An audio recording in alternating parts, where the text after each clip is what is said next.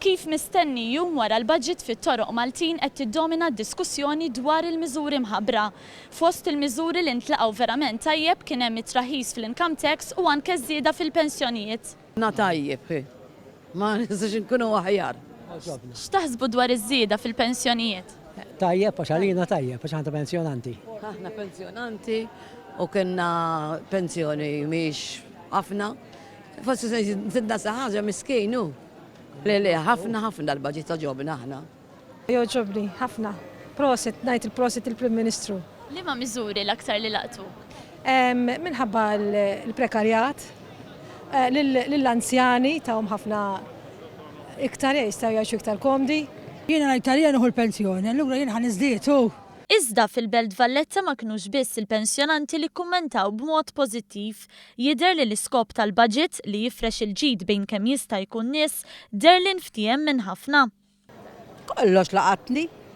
Għax l-affarijiet li saru tajbin huma tajbin ħafna. U nammetti li dal-gvern qiegħed hemm biex jifroba jirranġa u jgħin biex il-Malta jġibha l-qoddim. Infim, naħseb tajjeb qiegħed.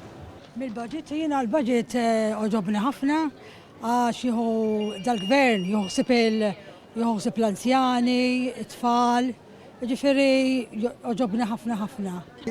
Min kien minn nisfel, fis-solar tisfel, inqata' fil-għata naqra l-fuq.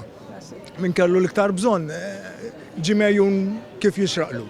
Issa naraw daqsxejn iktar il-qoddimu, il-minijat naqra iktar fil-nofs, il-middle class. Forsi jolqotna naqra iktar aħjar. Mal-bqija ma jidillix illi minu pensjonant jew hekk jew jagħti isfelnet bata, għandu għandi xikun gratu. Però m'hemm xejn li seta' jagħmel iżjed aħjar milli jagħmel. Ma jistax jonqos li jkun hemm persuni li jagħmlu referenza lejn miżuri speċifiċi fosthom studenti Awċin li nsertajna fi triq ir-Repubblika. Naħseb tajba ħafna, speċjalment għal minnu ħaddiem, jara d-differenza. Ġobni tajjeb ħassib għal ħafna nies u di tal-muturi qiegħda tajba ħafna u ifhem f'kollox konti li żmien ma nisimgħu l-budget u veru ħappjaċin nisimgħu. Grazzi. Aħna Awċin għandna żieda fuq il-grant ukoll. Ifhemni. Kontenti u x'issa nistgħu nkunu aħjar Malta u iktar jgħin mal-ekonomija tagħna.